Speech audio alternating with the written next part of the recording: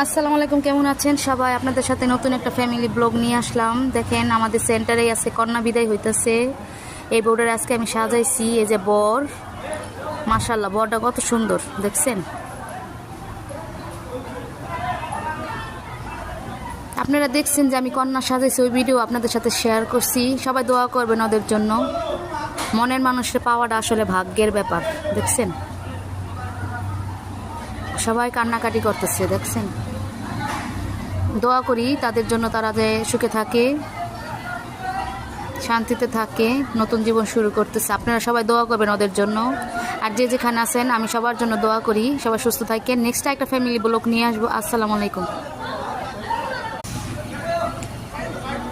এখন কন্যা চলে যেতেছে বরের বাসায়।